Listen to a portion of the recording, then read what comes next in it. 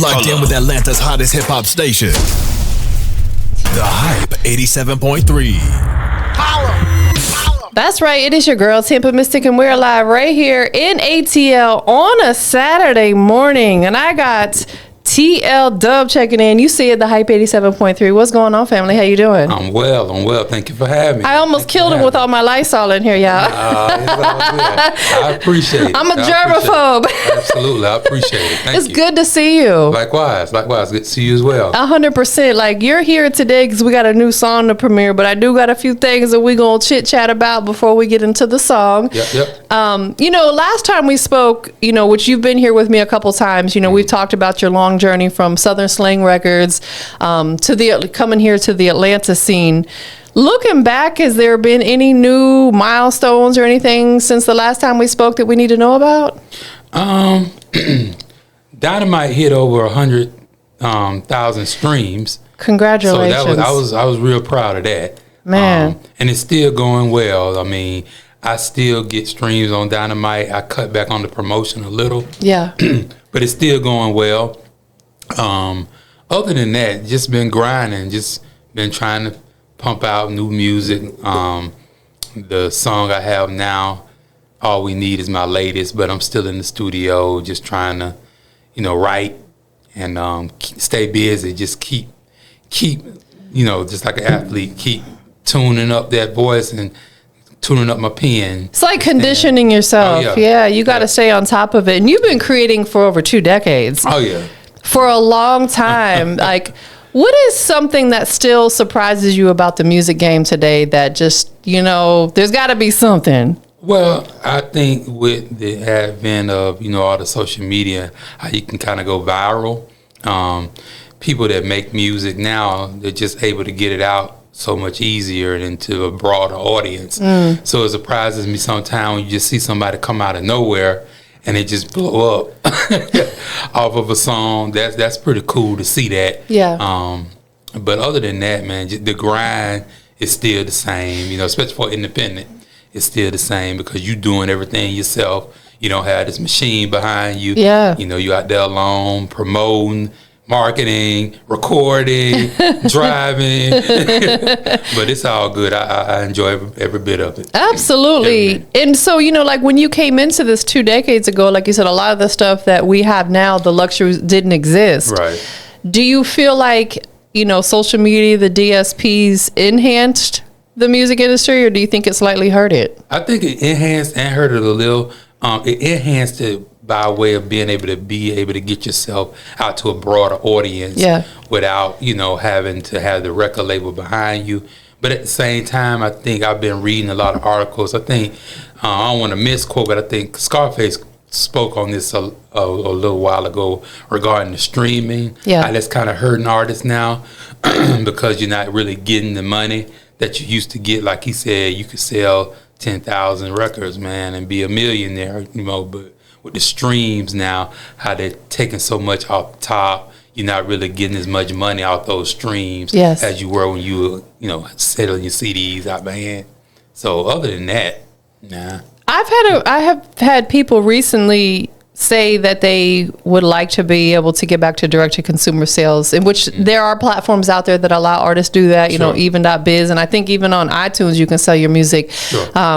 But one of them mentioned that he wishes that there was a way, like a modern CD player, and I kind of agree with that, because I miss, buying them new CDs, and I got like some vinyl albums that people sent me. You know what I'm saying? Like, to me, it's nostalgic. I love that kind of stuff. Absolutely. Yeah, that was having the CDs, having the album cover, being able to go and see the artwork and all that. Take that part of it, definitely I miss. Yes. That's creativity, you got your artwork, you got all your pictures and all. Like, I used to love to buy a CD and just open up the whole artwork. I remember, I think it was Outkast, which one? Not the one, a Criminal, I think it was. But they had this whole, it was like a book almost. And that was pretty cool to open that up. And also, too, back then when they were doing, we'll say the vinyl and the CD covers where you could open it up, everybody was getting their credit. it would have the producers, maybe even the engineers, possibly the studio recorded at. Now nobody gives anybody credit, and that frustrates me. Yeah, because I think, like, I'm with DistroKid, that's my distributor. Yeah. They ask you to put the credits on there when you upload the song, but once it's uploaded, I think all you see is like the artist and it's like a co-artist or something like that.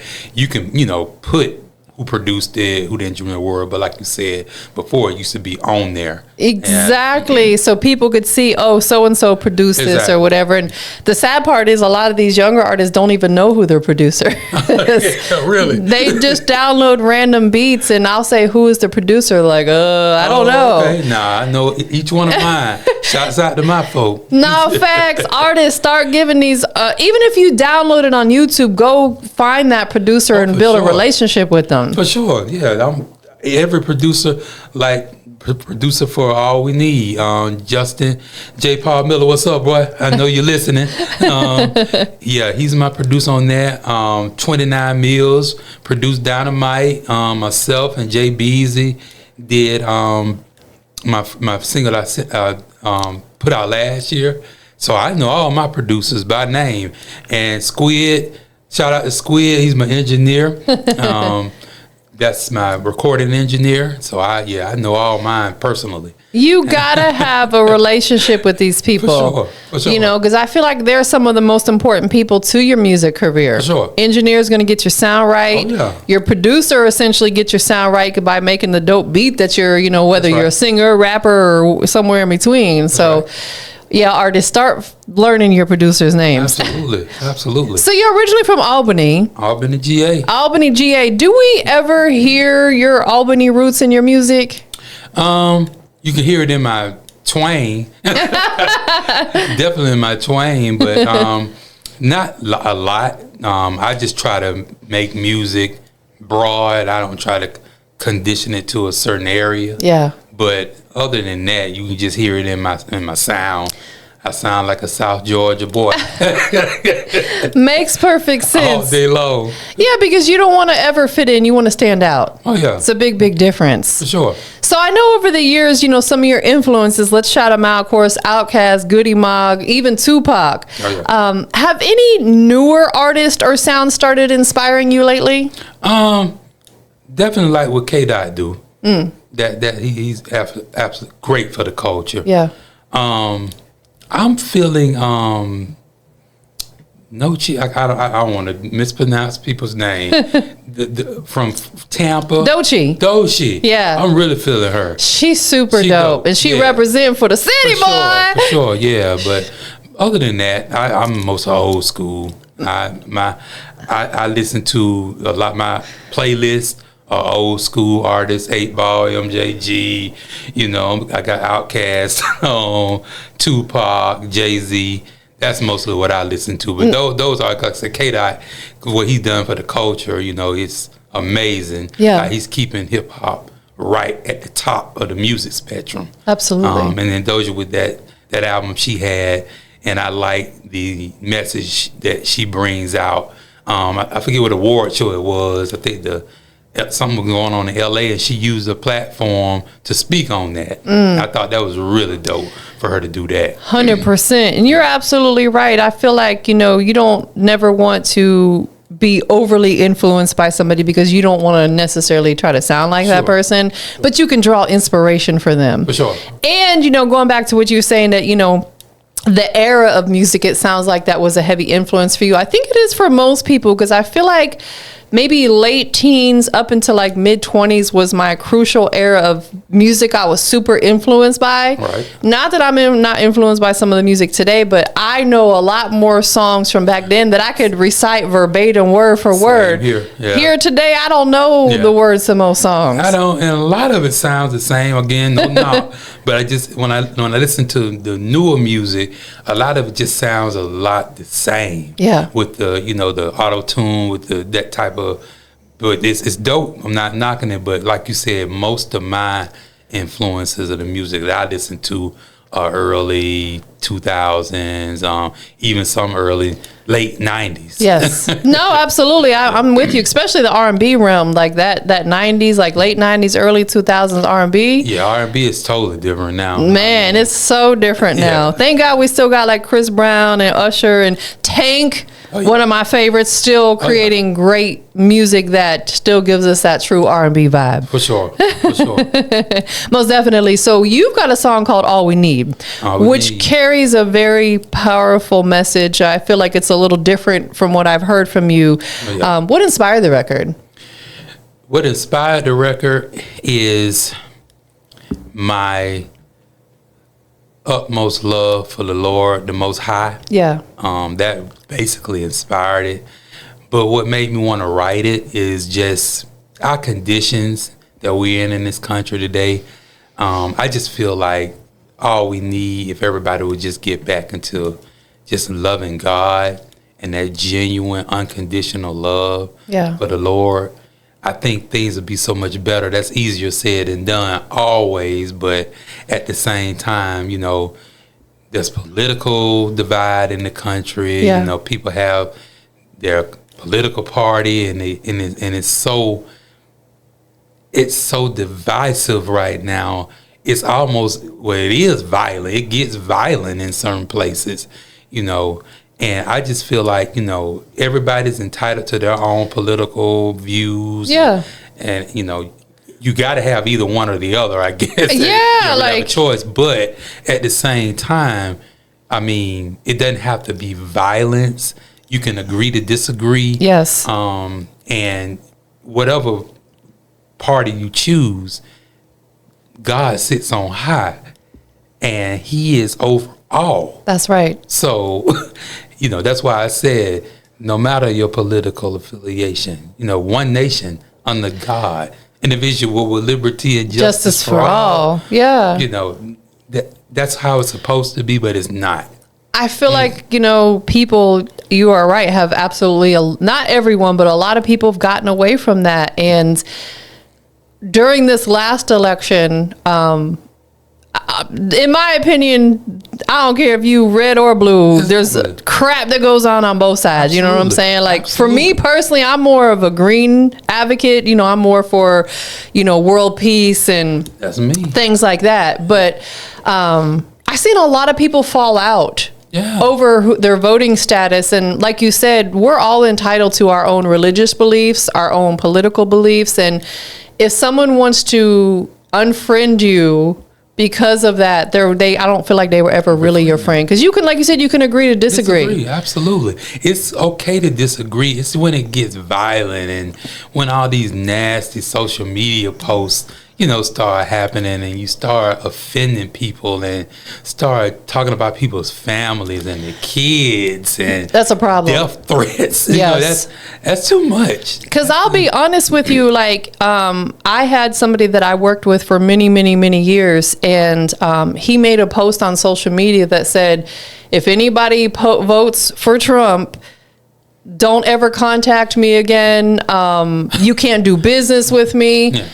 So I hit him up and I said, I'm not saying I am voting for him. I said, but whether I am or am not, the fact that you made that statement and people know that you and I are affiliated with each other, I can't deal with you because I don't like to bring politics into business. And for you to blatantly go online saying you can't do, I said, well, you better put a memo out on your website. If you were a Trump voter, you can't do business with me. You know, like, let's be honest. And again, I don't agree with a lot of that crap.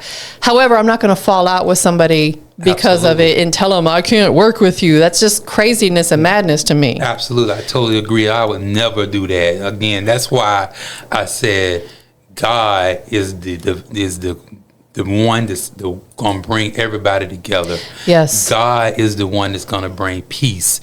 We can search for it any other way. We've searched for it all other type of ways. But if everybody would just focus on God, let Him lead your path. Yes. Let Him guide your path. Because if you let Him guide your path, it's about positivity. It's about love. It's about respect. Yes. It's about meekness, being humble. Humble, yeah. Not arrogant and disrespectful and, you know, rude and that's not how we're going to ever get along. We're only going to get along by loving one another, by respecting one another, and just by having that genuine love, for unconditional love. There's a lot of people out here who, I just had this conversation with someone the other day, who have such a sense of arrogance and unprofessionalism and no manners. And I had a long conversation with someone last night about this, and I don't mind speaking about it publicly, Sure. because I feel like the song, it's all kind of leading up to All We Need, because it is all we need. I said, I'm kind of at this point almost 15 years in where I'm like, I'm not enjoying what I'm doing as much because of so many different types of people and personalities and energies, that when I first started doing this, it seemed like there was a lot more mannerism and professionalism with people, how they would approach me to do business. Yeah. Now, and I'm gonna say it, a lot of these youngins, they have no manners. Yeah. So unprofessional. Like, I feel like too many people have access to me. Like, I have a business line, but they'll call at 2, 3 in the morning, and I'm like, I have to now shut it off at night. I'm like, what makes people think that that's okay? No, you got to have boundaries. Gotta have them boundaries. Yes. That's number one for me. Yeah. It's just unprofessional. I would never pick up my phone and call you at 2, 3 in the morning unless it was like some sort of emergency. Sure. But just to shoot the like, for what? That can't wait a couple more hours till morning time. Right. It's crazy to me. So I hope y'all see this and hear this. Y'all know who you are. So, in earlier work, you talked about resilience and optimism. Mm-hmm. How does All We Need continue or even expand that message? Well, one, when you start talking about God and you start putting records out about, God and Jesus and, the beliefs, it kind of limits you, because people, they'll support you, but when it comes to, just like when Kanye put out Jesus Walks, he took a chance in doing that. Yeah. But I don't think if Kanye hadn't have been who Kanye was, it wouldn't have gotten that much attention. Yes. But, with me, I think I mentioned it before, I'm not really looking for this. If I get a lot of following, if I get 1 million fans, cool. But if I can get that 100 strong that appreciates my artistic expression and what my music says and how I'm trying to express it, I'm fine. So being resilient, just being patient, because I know for a fact I'm going to get my shine. It's going to be my time to shine. Time to shine with Georgia on my mind. Yes, ma'am. But, I'm not in a rush. I'm patient. Yeah. Things are going to come when they're supposed to. As long as I know I'm doing the right thing, as long as I know I'm treating people with respect, as long as I know I'm putting out what I believe in, and not trying to, like you said, follow into this certain type of mode where I'm trying to make a music to fit into a trend, I'm cool. I'm cool with being patient. I'm cool with being resilient, because I know for a fact He's gonna bless me. But God. Yeah. But God. And it's like, we are truly on God's speed. We are on His time. Like you said, we can't rush the process. We absolutely have to trust the process. Yep. And I feel like that's where a lot of people become frustrated, because things don't pop off for them in a year or two, and they're like, oh, well, this isn't for me. And I just created a whole video about this the other day, and I haven't posted it, about cognitive thinking. Mm-hmm. We have to change what we think and what we speak. That's right. Because if you constantly say that you can't do something or something's not happening, then it's never going to. That's right. So the attitude that you have is the absolute attitude that everyone should carry. Just be patient. Give yourself some grace. Yep. And like you said, the music business, if you don't have patience, a year is good. But there's people that's been doing music, just like my man, Big Exploit. He was saying, man, I've been doing this for years. Yeah, he didn't just pop out the woodwork. Like, man, I've been putting it in for years. Y'all just now getting to me. Exactly. So, and that's the way it is with a lot of these artists. They've been grinding for a decade or more. We just didn't know about them. Exactly. Like right now, the music industry, and we'll kind of zone in on hip hop, right? Sure. Where do you feel like the state of hip hop is right now? Do you feel like we're in a good space, or you feel like we got some work to do? I think we're in a good space. I think it has its eras. Like, you had your crunk, you had your trap. Now I know a lot of the Southern soul. I don't think that's really hip hop, so to speak, but they still kind of. It's not hip hop, but I think the genes, the origins come from. It falls in there. I agree with you. I agree with you. Because it's rhyming, it's all kind of the same. But I think it's in a good space. I just think that it's evolving. I think, like I said, crunk had its era, trap had its era. I think those eras are they're still there. The fan bases are still there, but I think it's still kind of evolving. Like I said, you got the Doshis now, and Kendrick, the way he's able to be so versatile, and change his styles. I feel like you got to be versatile. I feel like you can't be true to yourself, but you also still have to be able, like, for instance, Dynamite. Yeah. I tried to bring across a different type of lyrical, because when I first let my homeboy, he was like, "Man, you sound like Twister a little bit." I said, "But I can hear that. I'm just trying to get my versatility out, so I'm not stuck in one stagnant place." But as far as where we are now, I think we're in a good space. Again, you had artists that were here that you kind of don't hear about as much, but then the new artists that are coming up, they're still keeping it afloat. Yes. They're still keeping the culture. And I was glad when I saw Versus coming back. I think they got a Cash Money and No Limit. That's gonna be probably the best one. Crazy. So I'm just ready to see who's gonna show up. Oh my God, man! But those two entities alone, yes, powerhouses, ran so much of the culture for so long. Agreed. I mean, and then I can't wait to see it. I put it on my calendar so I wouldn't forget. Like, I've never done that with any other one, but when I seen the post come down my timeline, I immediately went to my calendar and put it on there so I wouldn't forget, because I'm like, yeah, we could probably watch the replay, but I need to see it live. There's nothing like just seeing it live, right? And like you said, depending on who show up, man. And who show up. If the heavy hitters show up, that's going to be legendary. Man, it's gonna be a legendary night, and I feel like it's a night that's needed for the hip hop industry. Let me ask you this, because this has been a hot topic lately. What's up? Who's the originator of crunk music? Oh my God! Put you on the spizza. Okay. From my perspective, from your perspective, because it could be South Georgia boy perspective. Right. Because it could be a lot heavily influenced by where you're from. Like John said, back in the probably mid '80s, early '90s, with Georgia, it was bass music. Yeah. You had Raheem and Shadi, and there was a lot of the bass music where it was like doom, doom, doom, doom, doom. That wasn't really considered crunk, so to speak, but I think it was birthed in crunk. Right. But like Paul said, Memphis has their own. It's Memphis. I mean, because God was a Swab House. That for me, Swab House back in the day, I used to put Swab House above No Limit, because that's when Swab was fading. Now that's when No Limit was kind of coming in. Yeah. But to answer the question, for me, I think it originated from Georgia with the bass music. Yeah. And then when John and them got and put their spill and their touch on it to turn it into quote unquote crunk, because when 3 6 had Tear the Club Up, that was really kind of considered, I guess, crunk. Yeah.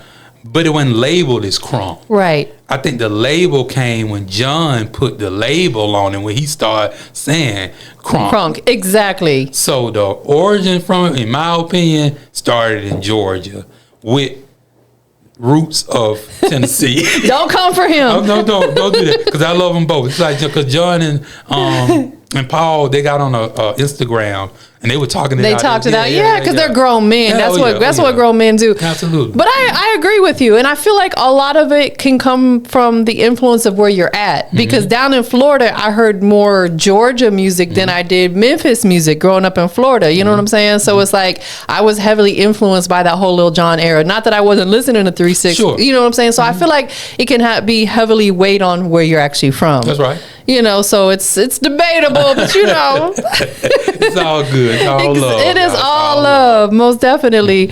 So with songs that you've, put out in the past, Georgia on My Mind, Time to Shine, we talked about Dynamite, which we promote heavily before. Your catalog, I feel like, just kind of shows growth up into like All We Need now. Right. How would you describe the creative evolution leading up to this new single? I think when we talked before, this song, in my opinion, is my most important song I've ever written. Yeah. Because again, I'm really in the point where I'm in my life right now. My priorities are serving the Lord, being the best husband I can be to my wife, and being the best dad I can be to my little girl. Man, that's beautiful. That's so beautiful. That's where those three right there.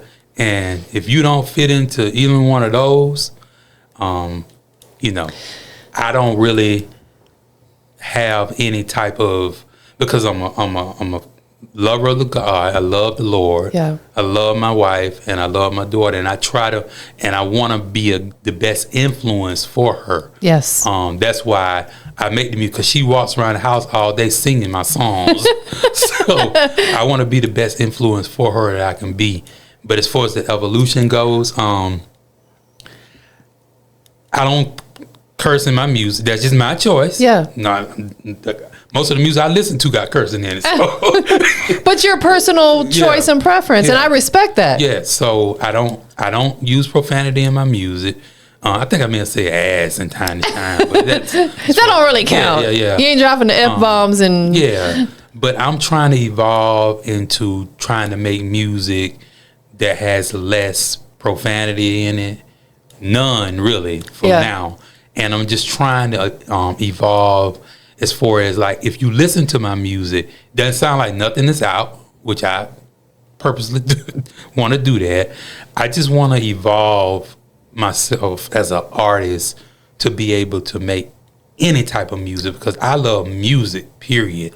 That's my love. I love music, whether it's gospel, whether it's rock, whether it's classic, jazz, hip hop. I love music. Yes.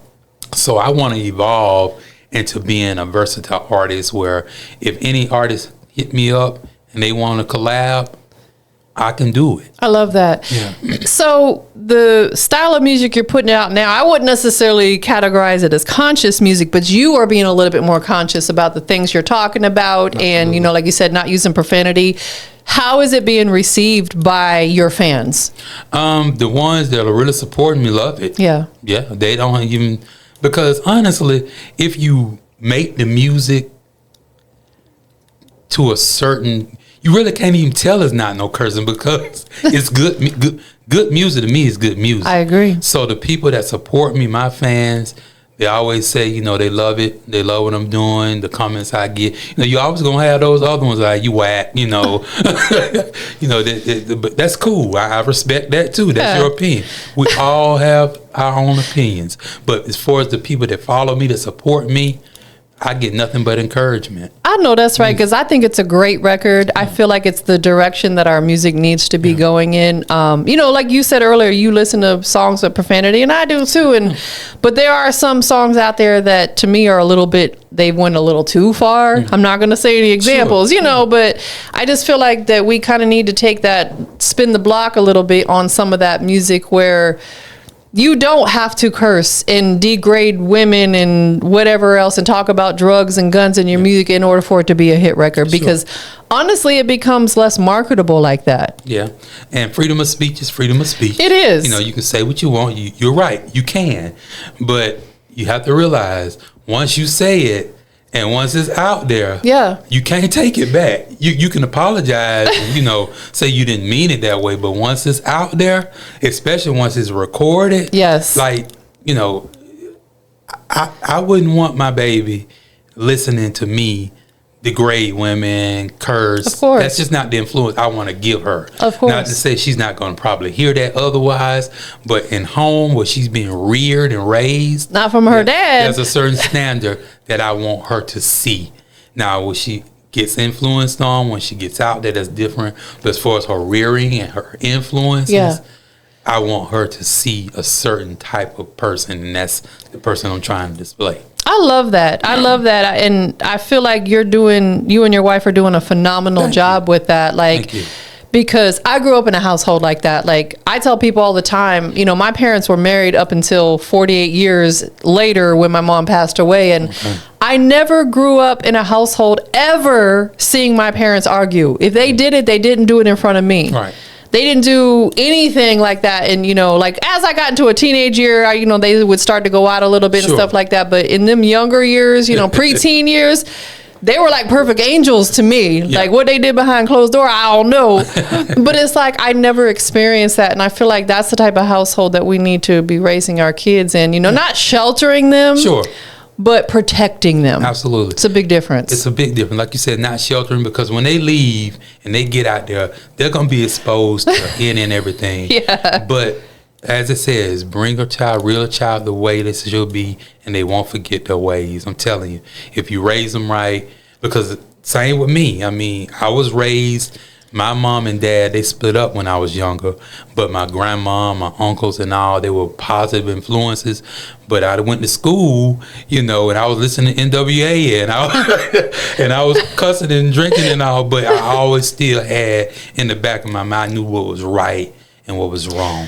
And that's what I said. So, you know, you can say what you want. At the end of the day, man, it's going to be good versus evil, right versus wrong.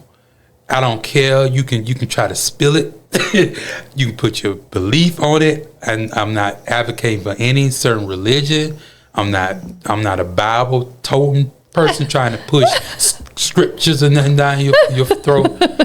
It's gonna be good versus evil and right versus wrong. Man, I'm so glad that you said that, because as adults, we're supposed to know right from wrong. You know, and I feel like a lot of people, either they don't know for whatever reason, or they just don't give a damn. I think a lot of it, they don't give a damn. Yeah, and it's like, come on, you know that you are not supposed to be out here breaking into people's houses and robbing people at gunpoint. It's wrong. Right. You know what I'm saying? It's just period, point blank. And it sounds like our upbringing was very, very similar, because listen, I had NWA on cassette tape and I played that joint till it broke. I'm over here trying, you know, like, you remember them cassette tapes. But I knew right from wrong. I've never been incarcerated. Not saying I'm perfect by any means, but, you know, it's like my parents truly instilled right from wrong. It's that real. And kind of put a little fear in my heart about, like, if you go to jail, we ain't going to be there to save you, so you might not want to go. That's right.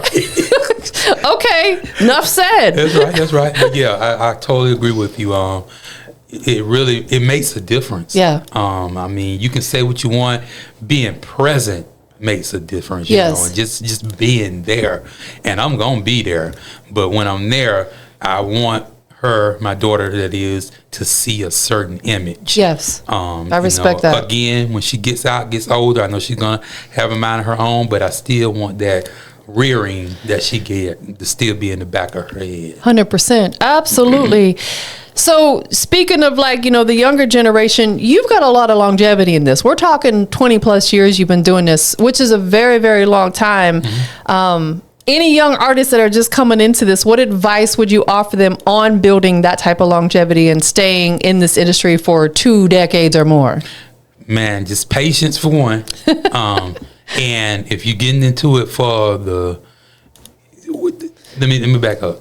Money, you got to have money to make things happen. Don't get me wrong. You can talk them how you want. If you ain't got no money, you it's gonna be hard to make something happen. But don't get in it for the sole purpose of just trying to make money. Like I said earlier, I love music. You know, I just love being able to create. I love to write. I love to hear a tune. I love to stomp my feet. And I got love for music. It's an outlet for you. Yes. So I would say to young artists, fall in love with the art form, fall in love with creating music as opposed to just wanting to get out and make a buck. You know, the money will come. Yes. Trust me, if you got the talent and you got the longevity, you'll make the money. But be patient. Always learn. You can never learn. I'm learning stuff every day. It's never you never know too much not to learn. Yes. And be humble and be respectful. And just, stay hungry. That's another thing. Even though, I been doing it for a while, when I get into the booth, I really feel like it's my first time. I still have that eagerness, that hungerness to create. And that's what keeps me into it. That's what keeps me going. I love that, because I was saying to you earlier on that sometimes I have those moments where I feel like I just want to walk away from this or take a long break. But then I sit down with a TeeLdub and I'm like, man, this is why I love doing this, because you're like the epitome of what every artist should have attitude wise. You got the talent, you know what I'm saying? Your home life is in check. Your spirituality is in check. All that stuff matters. Yeah. Y'all need to start checking those things, because when things seem off in the business part of your life, chances are it could be stemming from something's not right in your home life, and you got to fix that. Absolutely. Or fix yourself. Absolutely. I totally agree. Man, 100%. Thank you for giving that advice, because you are absolutely right on everything that you said. Thank you. Hear ye, hear ye. Thank you. Definitely. So, like, looking ahead a little bit, is there a project, a new sound, any new directions that we should be looking for from TeeLdub after this song that we just, got all we need, you know what I'm saying, has taken a different spin, we'll say? Can we expect more of that? I have another song that I'm writing. It's called "Thank You, Lord," and it stems from my old Kojic. What Kojic is, Church of God in Christ. That's old Southern Southern religion, but it's called "Thank You, Lord," and it's basically like back in the days, people used to what they quote unquote testify in church. Yeah. They used to stand up and give testimony. Testimony, yeah. It's kind of a testimonial song, pretty much. So I'm working on that, and then I've just got a beat from another producer, Level 13. What's up, boy? I ain't forgot about you. It's gonna be a little different. It's kind of like the Source of Dynamite, but I got a little twist I'm trying to put on it. So I'm trying to do like a 6-song EP. That's my goal. Does it at all somewhat touch on the gospel side a little bit? If you really think about it, yeah. Yeah, I love that though. That's beautiful. Now we can get you a Stellar Award. Hey, I would be honored to have a Stellar Award. I know that's right. That would be dope. Yes, 100%. But yeah, I mean, because it's a thin line though when you start saying gospel. Right. Because again, I'm no judge. I'm not here pushing the Bible down your throat, pushing scriptures. Know how I let my be shown is through my actions. Yes, exactly. I don't have to go around quoting Bible verses and toting the Bible and trying to get you to go to church every Sunday. I let the light shine through my actions. That's right. And that's really all I want to do. And if you listen to my music, like you said, you can see and hear, rather. You can hear where I'm going with it. You can hear me giving praise to the Lord. And almost every song, even Dynamite, I love God so much. I love the Lord so much. He is my everything. Yeah. He is the reason I'm here. He is the reason why I'm blessed. He is my all, and I love the Lord. Again, my 3 is serving the Lord, being the best husband to my wife, and being the best father to my daughter. If it doesn't fit in between those 3, it's out of line. It's not for you. Absolutely. And I feel like that, gosh, if we could really spread that word to a lot more young men out there and young women too, you know, but I feel like that a lot more men struggle with that than women do, because women are nurturers by nature. That's just what we are, you know. A lot of young men struggle with that. Like, I'll give you a quick example. So there's this guy that I watch on Instagram, and I'm not always a big fan of people going up to random people and getting it on video and doing like pranks and stuff. I don't like that. But there's another young kid that he walks around like the mall, and he'll say, hey, I'm having a bad day, can I have a hug? And I understand some people aren't huggers or whatever, but I noticed that it'd be a lot of the younger black men who'd be like, man, get the F out of here, you know, because a lot of younger black men did not have that type of nurturing growing up, because they were taught you got to be hard. You got to, you know what I'm saying? And it's like, gosh, okay, if you don't want to give them a hug, that's cool. Just say no, thank you. But they be like cussing them out and stuff. And I'm just like, we got to figure out ways to deliver things a little bit differently, because it comes off very, very harsh. And I know sometimes I come off harsh too, because I be telling people be telling me I'm mean, but it's because of y'all be triggering me. Not that I'm not taking accountability, but oftentimes when I come off like that, it's because I was triggered by some craziness that they said to me or whatever. And I'm just like, you know, it gets frustrating, most definitely. Sure. So do you have any type of collaborations or anything in the works that we can, I know you said you're working on new music, any collaborations, or are you really focusing on yourself right now? I'm just kind of focused on myself. And I got to back up, man, because I haven't mentioned this, but, you know, All We Need, I collaborated with Andre Lamar. Dre, what's up, bro? What's up, Dre? I ain't forgot about you, man, because that brother is really what made the song. Okay. I wrote the song. I had recorded it, and I sung the hook myself, which nobody will ever hear that.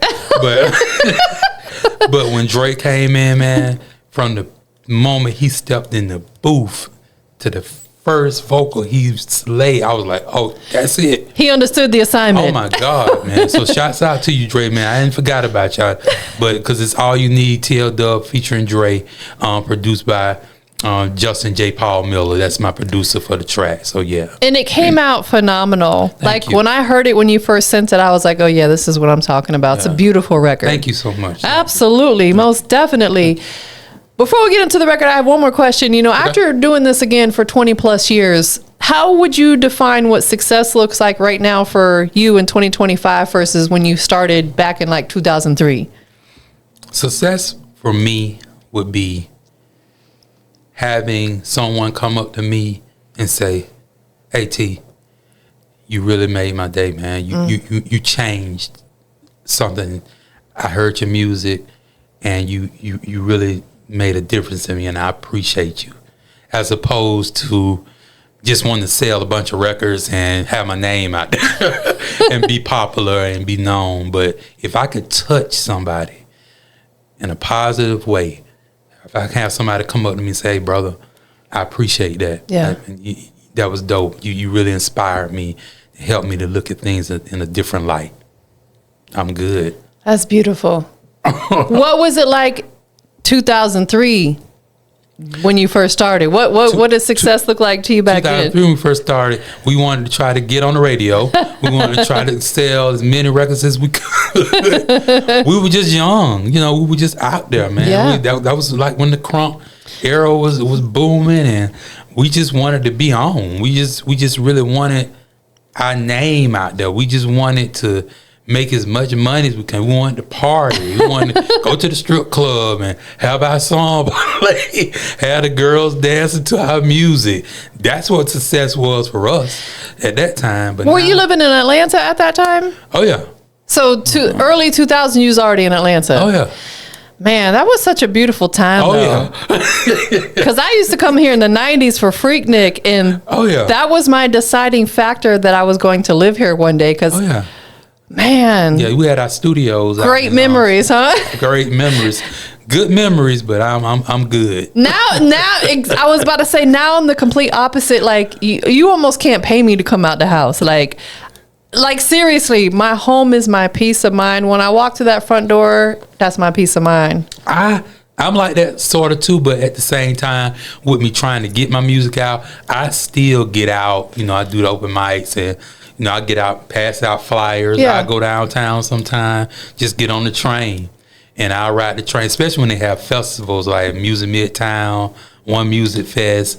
I'll get out just to get on the truck. I know that's where a lot of the people that love music be. So I'll get out, just hand out flyers. And that's interesting too, though, man. Just approaching people.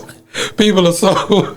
It'd be hard Oh because my that God, social man. anxiety kicks in. Oh 'cause my God, people are so mean sometimes. They are. It's all good. I love y'all too. No, exactly. We just got to pray for people like that. Because like you walk up to somebody sometimes, they look like you handing them a piece of poop, boy. I'm like, I mean, you mind checking out my...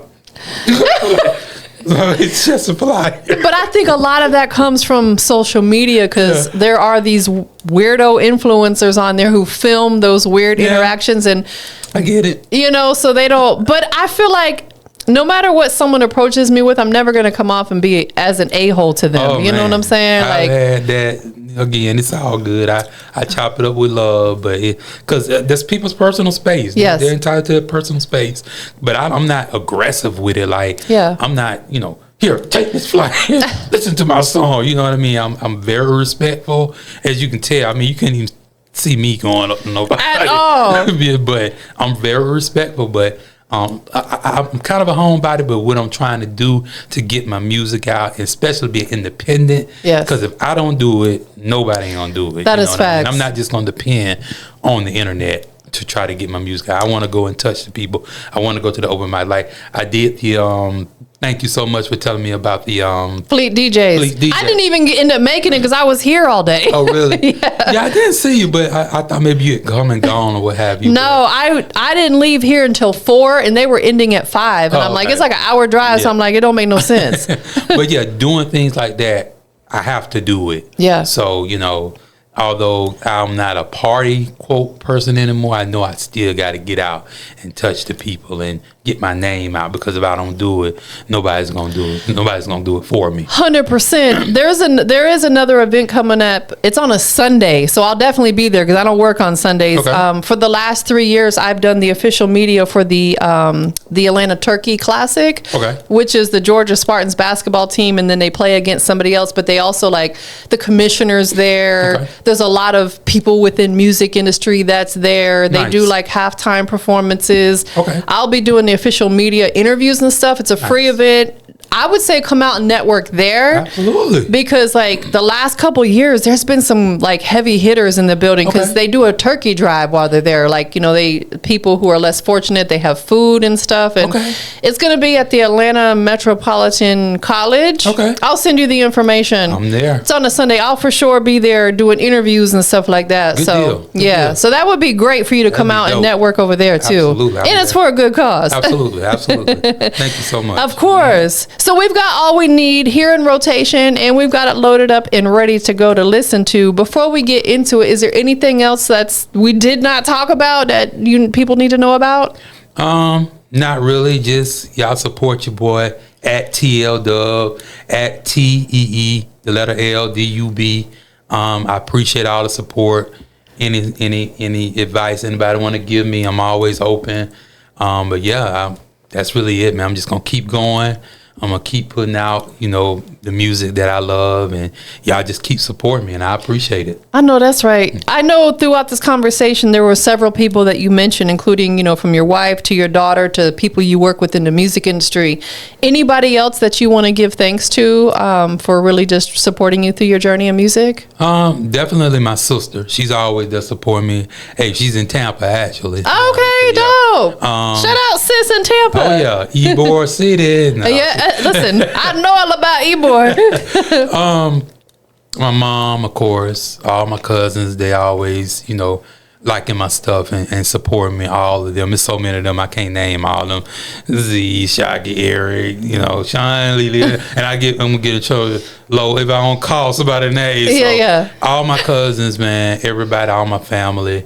Always my homie, DJ Beezy, who I started a record label with, his son, he doing his thing, Slim So Serious. He repping real big for the 229 for Albany. He's always putting on.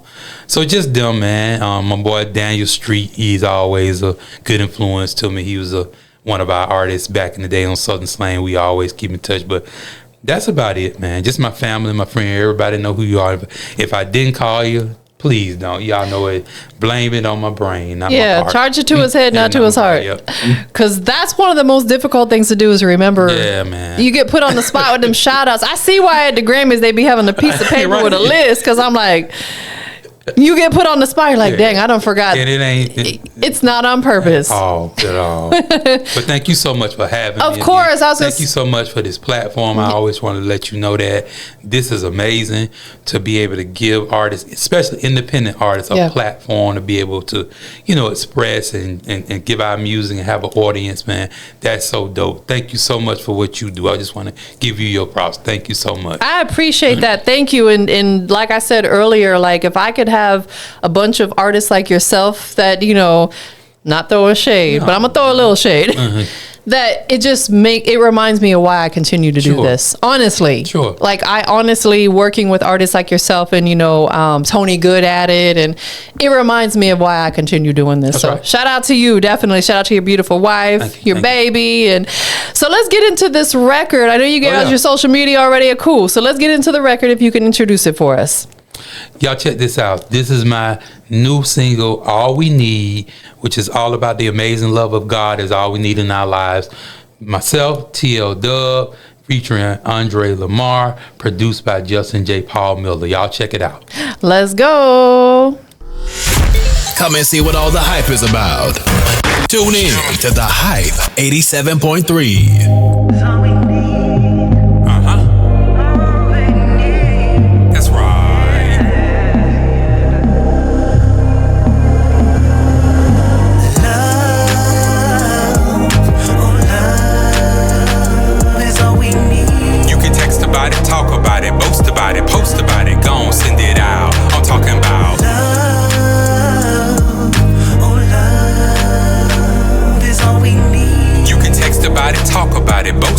Post about it, go on, send it out. It's gonna be good versus evil, right versus wrong, and it don't